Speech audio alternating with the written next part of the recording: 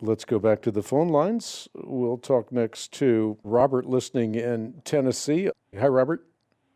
Hey, Hank, love your show. Listen to it. Can't wait till it comes on each day, and you really bless us.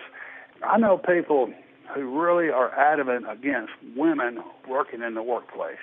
You know, like when a woman goes and she gets a degree in something, and then she might have a child, then she might want to take off for a period of time when the child is 3 or 4 or 5 years old and goes back into the workplace. Then my second part is when a man gets disabled and can no longer work, and the woman has a gift that God has given her, is it wrong for her to go out and provide for the family if he is disabled and no longer can work? Is it going against the standards of God? Because when I look at Proverbs 31, you look at a lady who's not only providing for her husband, not only cooking meals for her husband, not only doing things for her husband, but she's also buying and selling property and making an income. Is that not kind of working?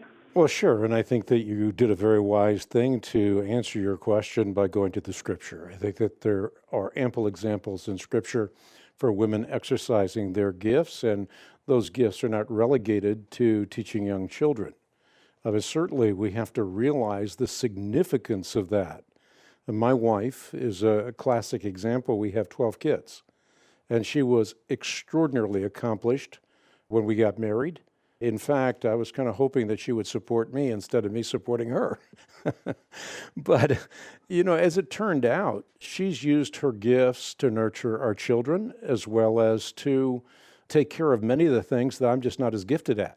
So we're using our individual gifts, but she's also chosen, I think, the better thing, which is to say that she recognizes the importance of not just having children, but nurturing those children, caring for their lives, their habits, their futures, because she recognizes that they're going to have an incredible impact on the world. So she has selflessly invested herself in those children. So I don't think that you can set one example up as the barometer. There are various examples. There are people who work outside the home for reasons that you mentioned and other reasons. And there are other people that do, as my wife has done, taken the gifts and used them inside the home, come alongside of me. Without her, I couldn't do what I do.